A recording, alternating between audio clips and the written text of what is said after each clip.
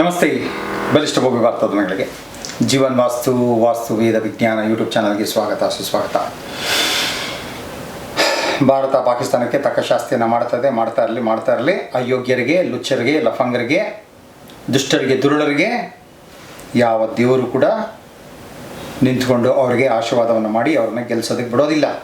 ಯಾರಲ್ಲಿ ಯೋಗ್ಯತೆ ಇರುತ್ತೋ, ಯಾರು ನ್ಯಾಯ ನೀತಿ ಧರ್ಮವನ್ನು ಪಾಲನೆ ಮಾಡ್ತಾರೋ ಅವರಿಗೆ ಸದಾ ಜಯ ಕಟ್ಟಿಟ್ಟ ಬುತ್ತಿ. ಹಾಗಾಗಿ ಭಾರತಕ್ಕೆ ಜಯ ಅನ್ನೋಂಥದ್ದು ಕಟ್ಟಿಟ್ಟ ಬುತ್ತಿ. ನಮ್ಮ ವಾಸ್ತುಗೆ ಅಂತ ಬಂದಾಗ ಒಂದು ವಾಸ್ತು ಟಿಪ್ಸ್ ಏನು ಅಂತಂದಾಗ, ಸಾಕಷ್ಟು ಜನ ನಾನು ಹೋದಾಗ ಸುಮಾರು ಕಡೆ ಮನೆಗೆ ವಾಸ್ತುಗೆ ಇದಕ್ಕೆಲ್ಲ ಕರೆಸಿದಾಗ ನಾನು ಹೋದಾಗ ನೋಡ್ತೀನಿ, ಏನೋ ಚೆನ್ನಾಗಿ ನೋಡ್ತಾರೆ, ಯಾರೋ ಕೊಟ್ಟಿರುವಂಥ ವಿಗ್ರಹ ಆಗಿರ್ಬೋದು ಅಥವಾ ಇವ್ರ ಮನೆಯಿಂದನೇ ಒಂದು ವಿಗ್ರಹ ಆಗಿರ್ಬೋದು, ತಂದೇನು ಮಾಡಿಬಿಡ್ತಾರೆ, ವಿಗ್ರಹವನ್ನು ಮನೆಯ ಪೂಜಾ ರೂಮ್ನ ಮಧ್ಯಭಾಗದಲ್ಲಿಟ್ಟು ಅದಕ್ಕೆ ಪೂಜೆ ಪುನಸ್ಕಾರಗಳನ್ನು ಹೆಚ್ಚೆಚ್ಚಾಗಿ ಮಾಡ್ತಾ ಇರ್ತಾರೆ.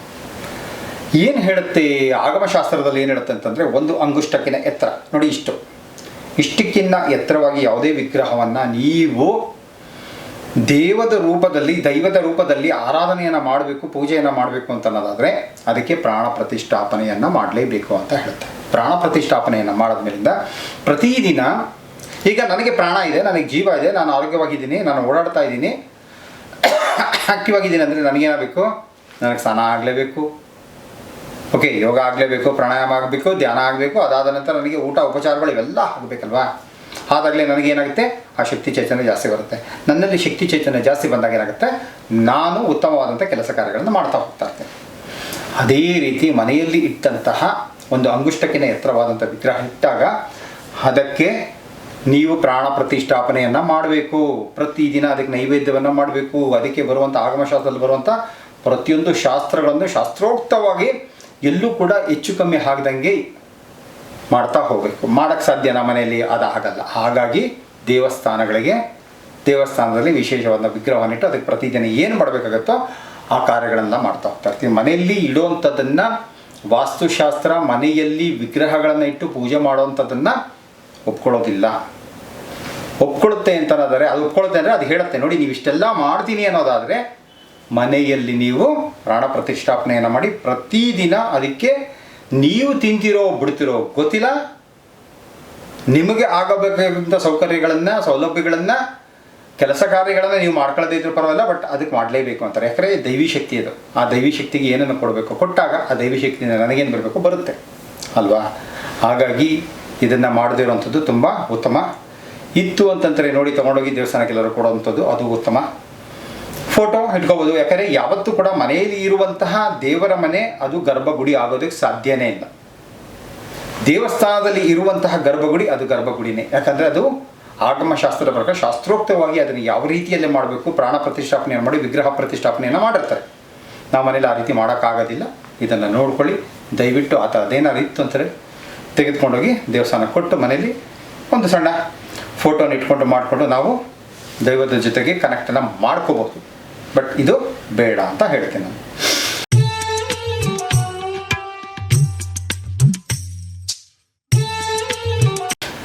ಪ್ರಶ್ನೆಗಳು ಅಂತ ಬಂದಾಗ ಒಬ್ರು ಏನು ಕೇಳ್ತಾ ಇದ್ದಾರೆ, ಗುರುಗಳೇ ರೂಫ್ ಪ್ರೊಜೆಕ್ಷನ್ ಇದೆ, ಏನೋ ಒಂದು ಮನೆಯ ನಾರ್ತ್ ಈಸ್ಟ್ ಭಾಗದಲ್ಲಿ ಕಟ್ ಆಗಿದೆ ಅಂತ. ಇದು north east, okay, north east, south west ಗೊತ್ತಾಗ್ಬಿಟ್ಟಿರ್ತದೆ. ಇದೆಲ್ಲ ಚೆನ್ನಾಗಿ ಕೇಳಿ ಹಾಂ, ನೋಡಿ ನಿಮಗೂ ಅರ್ಥ ಆಗ್ಬಿಟ್ಟಿರ್ತಲ್ವಾ. ರೈಟ್, ಇದು ನಾರ್ತ್ ಈಸ್ಟ್ ಅಂದರೆ ಇದು ಮನೆ ಈ ರೀತಿ ಇದೆ, ಆದರೆ ಈ ಭಾಗದಲ್ಲಿ ಪೋರ್ಟಿಕೋ ಇದೆ, ಓಕೆ, ಪೋರ್ಟಿಕೋ ಇಲ್ಲಿದೆ. ಆದರೆ ಬಿಲ್ಡಿಂಗನ್ನು ಪ್ಲಿಂತು ಅಂದರೆ ಪಾಯ ಏನಿದೆಯಲ್ಲ, ಪಾಯ ಈ ರೀತಿ ಇದೆ, ಇದರಿಂದ ಏನಾದರೂ ತೊಂದರೆ ಆಗುತ್ತಾ ಅಂತ ಕೇಳ್ತಾ ಇದ್ದಾರೆ. ಇದು ಈಶಾನ್ಯ ಕಟ್ ಅಂತ ಬರುತ್ತಾ ಅಂತ ಕೇಳ್ತಾ ಇದ್ದಾರೆ. ಬಟ್ ನಾನೇನು ಮಾಡಲಿ, ಕಾರನ್ನು ಇಲ್ಲೇ ತಂದು ನಿಲ್ಲಿಸ್ಕೋಬೇಕು, ಸ್ಕೂಟರ್ ಇಲ್ಲೇ ತಂದು ನಿಲ್ಲಿಸ್ಕೋಬೇಕು, ಬೈಕಲ್ಲಿ ಇಲ್ಲೇ ತಂದು ನಿಲ್ಲಿಸ್ಕೋಬೇಕು. ನನಗೆ ನಾರ್ತಲ್ಲಿ ಏನಾದ್ರು ಸೈಟ್ ಇತ್ತು ಅಂತಂದಾಗ, ನಾರ್ತಲ್ಲಿ ರೋಡ್ ಇದ್ದಾಗ ನಾನು ಇದು ಮಾಡ್ಕೊಳ್ಬೇಕು. ಇದಕ್ಕೆ ವಾಸ್ತು ಪ್ರಕಾರ ಏನನ್ನ ಹೇಳುತ್ತೆ ಅಂತಂದರೆ, ವೇದಿಕ ವಾಸ್ತುದಲ್ಲಿ ಏನು ಹೇಳುತ್ತೆ, ಈ ರೀತಿ ಇದ್ದಾಗ ನೀವೇನು ಮಾಡಬೇಕು ಅಂದರೆ ನಿಮ್ಮ ಮನೆಯ ಪಾಯ ಏನಿರುತ್ತಲ್ಲ ಆ ಪಾಯವನ್ನು ಇದಕ್ಕೆ ಕನೆಕ್ಟ್ ಮಾಡಬೇಕು ಅಂತ ಹೇಳುತ್ತೆ. ಫೌಂಡೇಶನನ್ನು ಈ ರೀತಿ ಕನೆಕ್ಟ್ ಮಾಡಿ. ಬಟ್ ಇದನ್ನು ನೀವು ಕಾರ್ ಪಾರ್ಕಿಂಗು ಅದು ಇದು ಇದೆಲ್ಲ ತೊಗೊಂಡ್ರೆ ಕೂಡ ನಡೀತದೆ. ಯಾಕಂದರೆ ಇಲ್ಲಿಂದ ಇಲ್ಲಿಗೆ ಮಾಡಿದಾಗ ವಾಸ್ತುವಿನ ಪ್ರಕಾರ ಪರಿಪೂರ್ಣವಾಗಿ ಬಿಲ್ಡಿಂಗ್ ಬಂದಿರ್ತದೆ, ಫೌಂಡೇಶನ್ ಬಂದ್ಬಿಟ್ಟಿರ್ತದೆ. ಫೌಂಡೇಶನ್ ಬಂದಾಗ ಏನಾಗುತ್ತೆ, ಎನರ್ಜಿ ಲೆವೆಲ್ ಇಲ್ಲಿಂದ ಶುರುವಾಗಿ ಇದರೊಳಗಡೆಗೇ ಮೂಮೆಂಟ್ಸ್ ಇರುತ್ತೆ ಅಂತ. ಆವಾಗ ನಿಮಗೆ ಈಶಾನ್ಯ ಕಟ್ಟಾಯಿತು ಅನ್ನೋಂಥದ್ದು ಬರೋದಿಲ್ಲ. ರೂಮ್ ಪ್ರೊಜೆಕ್ಷನ್ ಇದೆ, ವೆಲ್ ಆ್ಯಂಡ್ ಗುಡ್, ಇದ್ಗಳು. ಓಕೆ, ಈ ರೀತಿ ಮಾಡ್ಕೋಬೋದು. ಏನು ಮಾಡೋದು ಸರ್, ನಾವು ಮಾಡೋಕ್ಕಾಗಲಿಲ್ಲ, ಏನು ಮಾಡ್ಬಿಡೋದು? ಈಗ ಕಟ್ಬಿಟ್ಟಿದ್ದಾರೆ, ಆಗೋಗ್ಬಿಟ್ಟಿದೆ, ತುಂಬ ವರ್ಷಗಳಿಂದ ಬಾಳ್ತಾ ಇದೀವಿ, ಬಟ್ ನಮಗೆ ಸಮಸ್ಯೆಗಳು ಕಾಣಿಸ್ತಾ ಇದೆ, ಕಂಡವರೆಲ್ಲ ಇದೇ ಹೇಳ್ತಾರೆ ಈಶಾನ್ಯ ಕಟ್ಟಾಗಿದೆ ಅಂತ. ಇದಕ್ಕೆ ಏನು ಮಾಡ್ಬೋದು ನೀವು? ಬೆಸ್ಟ್ ಅಂತಂತಂದರೆ ವಾಸ್ತುದಲ್ಲಿ ಸಿಂಪಲ್ ಅಂತಂದರೆ ಇಲ್ಲಿಂದ ಇಲ್ಲೂ ತನಕ ಏನು ಮಾಡ್ಬೋದು, ಒಂದು ಬ್ರಾಸ್ ರಾಡನ್ನು, ಬ್ರಾಸ್ ಅಂತಂದರೆ ಹಿತ್ತಾಳೆ ರಾಡನ್ನು ಇಲ್ಲಿಂದ ಇಲ್ಲೂ ತನಕ ನೀವು ಕನೆಕ್ಟ್ ಮಾಡೋದ್ರಿಂದನೂ ಕೂಡ ನಿಮಗೆ ಮಂಡಲ ಅಂತ ಕರಿತೀವಿ ನಾವು ಇದನ್ನು. ಸೊ ಈ ಮಂಡಲ ಪರಿಪೂರ್ಣವಾಗುತ್ತೆ, ನಿಮಗೆ ಈಶಾನ್ಯದ ಲಾಭಗಳನ್ನು ತಂದು ಕೊಡುತ್ತೆ ಅಂತ ಹೇಳ್ತಾರೆ. ಸೊ ಯಾರು ಪ್ರಶ್ನೆ ಕೇಳಿದ್ರು ಅವ್ರಿಗೆ ಇದು ಉತ್ತರ. ಮತ್ತೊಬ್ಬರು ಏನು ಕೇಳಿದ್ದಾರೆ, ಡೈನಿಂಗ್ ಟೇಬಲ್ಲು ಸೌತಲ್ಲಿದೆ, ಸೌತ್ ಇದೆ. Okay, dining table ಇಲ್ಲಿರಬಹುದು.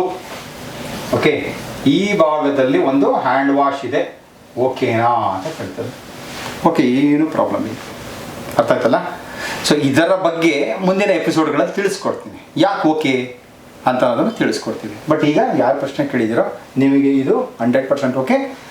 ದಕ್ಷಿಣ ಭಾಗದಲ್ಲಿ ಡೈನಿಂಗ್ ಟೇಬಲ್ ಇದೆ, ವೆರಿ ಗುಡ್, ಫ್ಯಾಂಟಾಸ್ಟಿಕ್.